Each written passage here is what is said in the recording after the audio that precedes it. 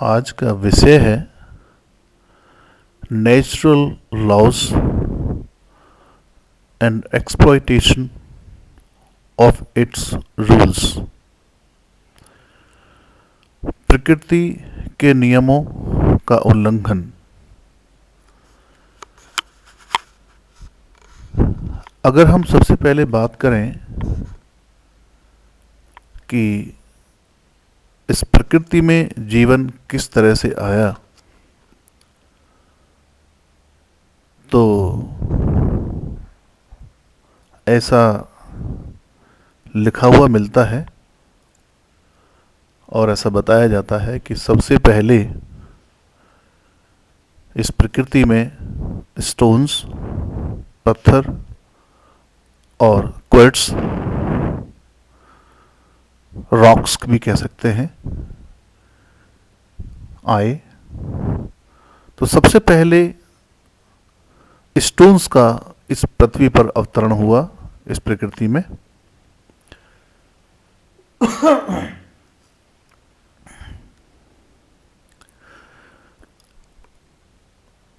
आपको शायद ये जानकर हर्ष होगा या पता हो है या नहीं है, मगर आश्चर्य होगा कि जो क्वार्ट्स होते हैं उनके अंदर भी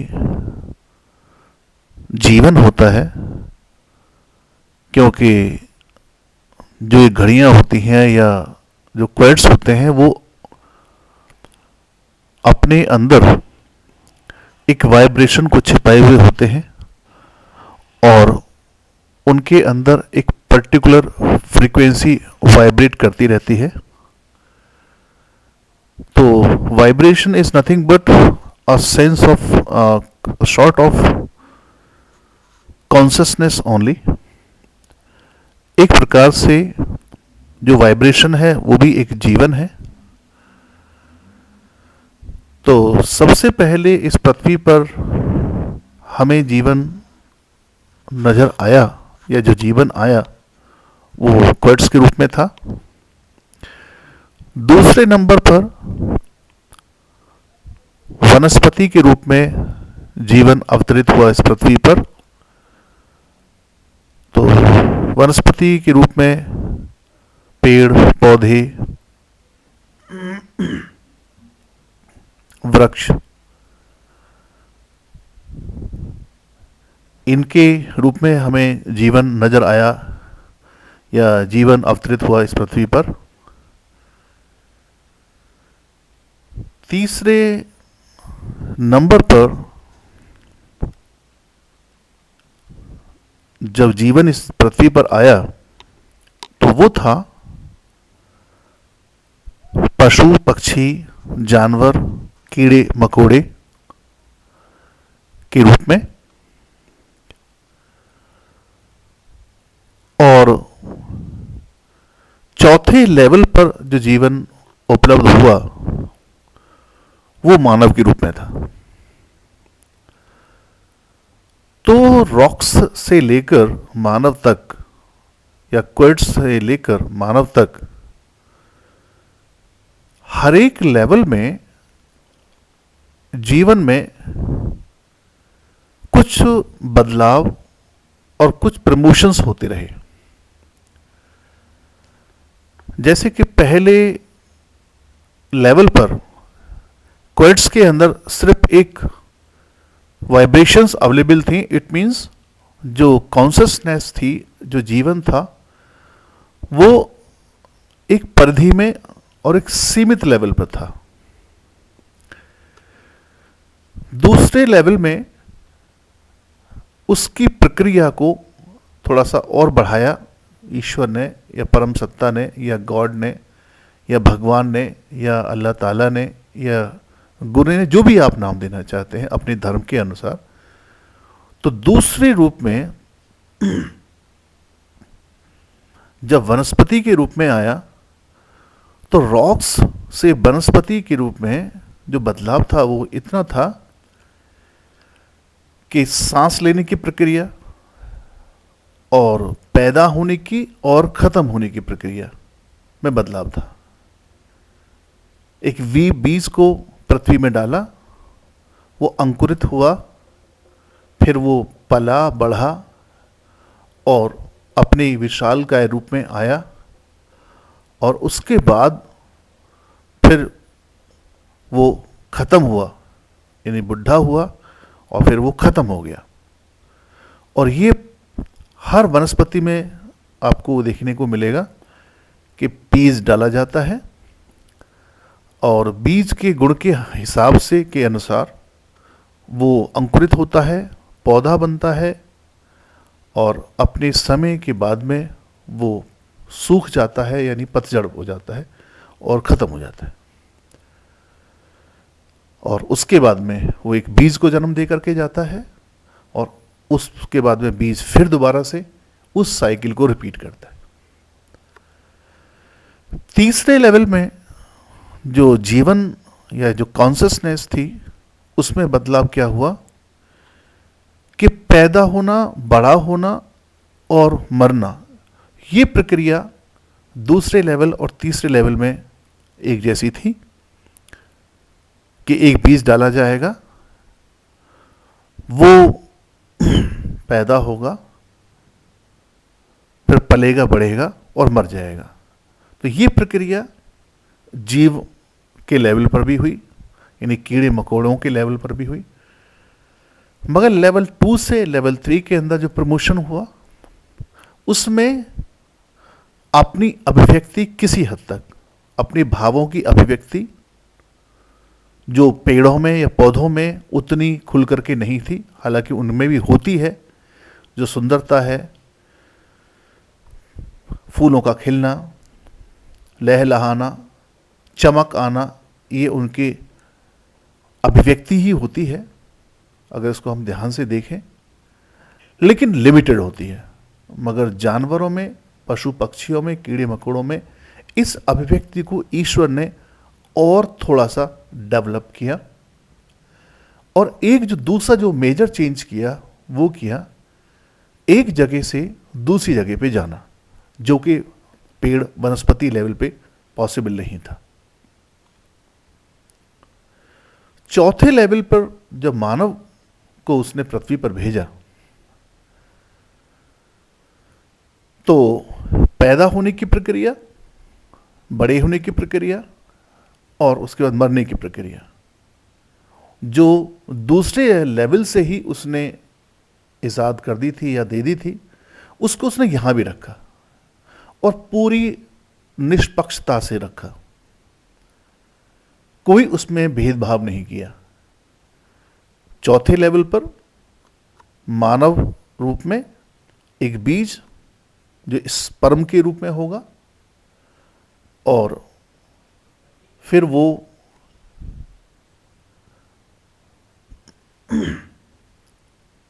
एक दूसरे फीमेल पार्ट से मिलेगा, जिस तरह से कि वनस्पति के रूप में पृथ्वी से मिलता है, जीवों में मेल फीमेल के रूप में मिलता है। तो वही प्रक्रिया यहाँ भी रही कि मेल और फीमेल के मिलन से स्पर्म और एग एक दूसरे के साथ में मिलते हैं, और उसके बाद में फिर तीसरे जीव का निर्माण होता है।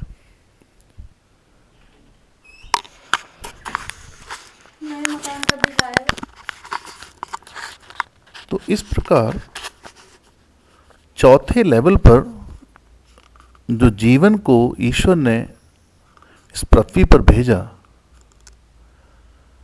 वो अब से पहले जो 3 लेवल में भेजा था, वो सबसे हायर लेवल में था, और उस लेवल को उसने मूव करने की आज़ादी जो तीसरे लेवल पर मौजूद है, अपने विचारों को व्यक्त करने की आज़ादी, कर्म करने की आज़ादी जो कि तीसरे लेवल पर भी मौजूद है, मगर अपन सोचने की आज़ादी और किसी हद तक अपने दिमाग को, अपने मस्तिष्क को ज़्यादा से ज़्यादा, ब्रेन को ज़्यादा से ज़्यादा यूज़ करने की आज़ादी उसने दी। और उसी के वजह से जो साइंस है उसने तरक्की की, और आज हम जो भी बदलाव देख रहे हैं अपने चारों ओर, विज्ञान के क्षेत्र में, टेक्नोलॉजी के क्षेत्र में, वो चौथे लेवल पर उसी ब्रेन या मस्तिष्क या दिमाग की डेवलपमेंट की वजह से है। तो यहां तक तो सभी चीज हमें बहुत अच्छी लगती है, मगर कुछ चीजें हैं जो हमें ये भी बताती हैं कि धीरे धीरे हम प्रकृति के नियमों को तोड़ते जा रहे हैं। तीसरे लेवल तक जहां पे जो बुद्धि है, जो ब्रेन है, उसका यूटिलाइजेशन सिर्फ अपनी सर्वाइवल तक ही सीमित रहता है, और अपनी सर्वाइवल के लिए वो एक दूसरे को खा जाते हैं। मगर चौथे लेवल पर इस नियम की विकृति बहुत ज़्यादा हो चुकी है। हम अपनी सर्वाइवल के लिए, अपनी एग्जिस्टेंस को बनाए रखने के लिए एक दूसरे को ना केवल खा जाते हैं, ना केवल नष्ट कर देते हैं, ना केवल बर्बाद कर देते हैं, बल्कि और भी बहुत सारे प्रकृति के नियमों का उल्लंघन करते हैं। धीरे धीरे हमारे समाज में जो संस्कार हैं, जो वैल्यूज़ हैं, उनका एक्सप्लॉयटेशन हो रहा है, उनका डिग्रेडेशन हो रहा है, और विचारों में मतभेद हो रहा है। प्रकृति का दोहन कितने ही रूप में हो रहा है, उससे अच्छी चीज़ें भी निकल के आ रही हैं, मगर उससे नुकसान भी बहुत ज़्यादा हो रहा है। तो आज का विषय ये नहीं है कि हम प्रकृति का दोहन किस किस तरह से कर रहे हैं, बल्कि आज का विषय जो है वो ये है कि हम प्रकृति के नियमों का किस हद तक उल्लंघन कर रहे हैं।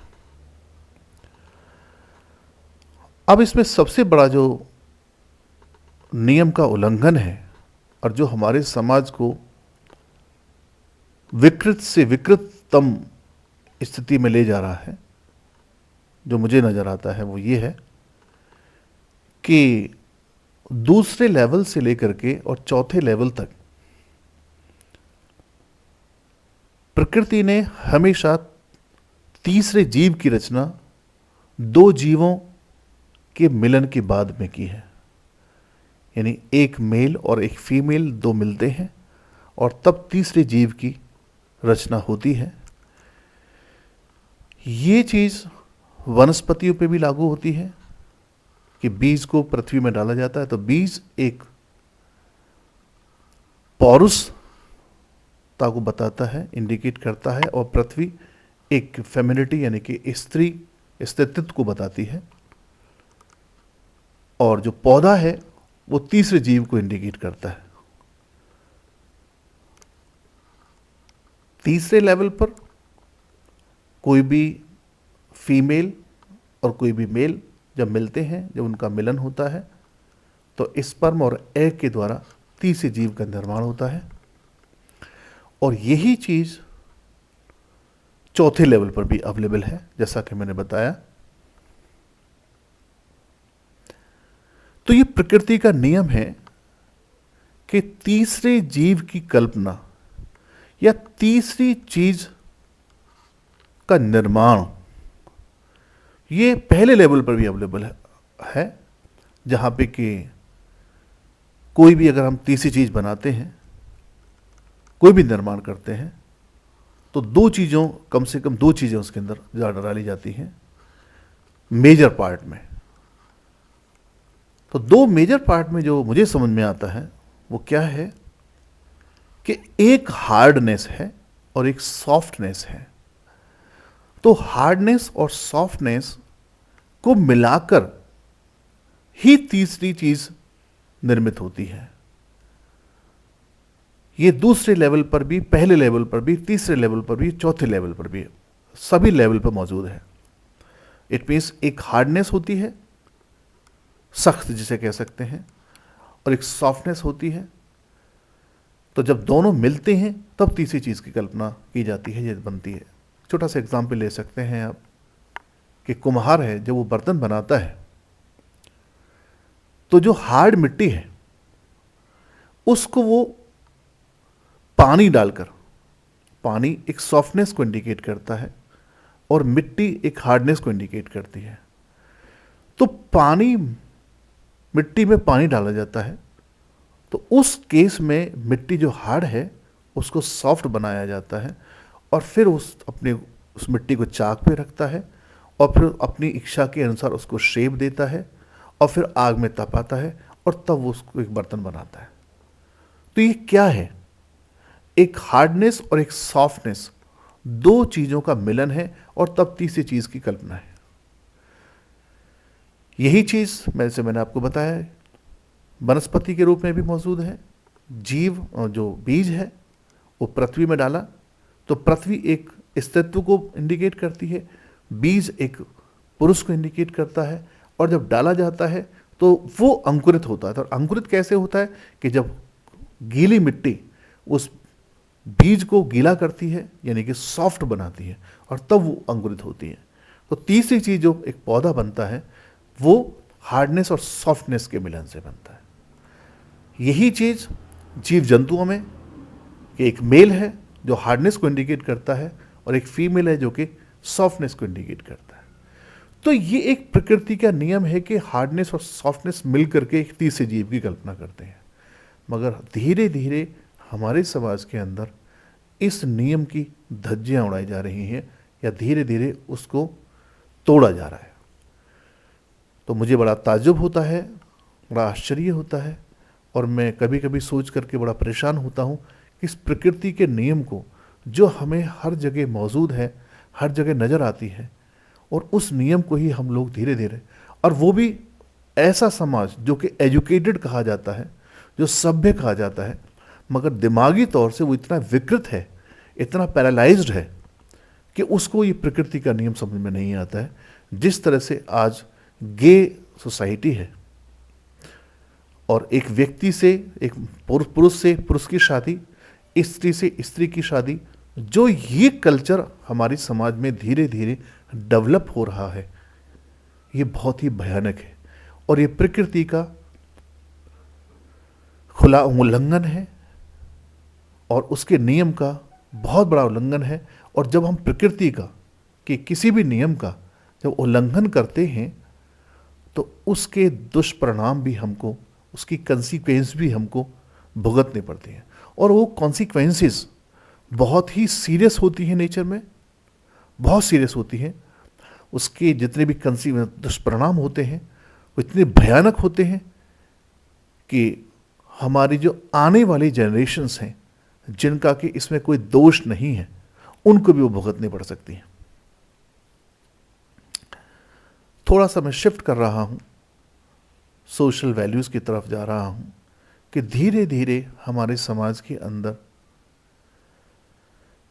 सोशल वैल्यूज़ ख़त्म हो रही है, डिग्रेडेशन ऑफ वैल्यूज़, सेल्फिशनेस बढ़ती चली जा रही है, स्वार्थ बढ़ता चला जा रहा है, सैक्रिफाइसेस की कमी होती चली जा रही है।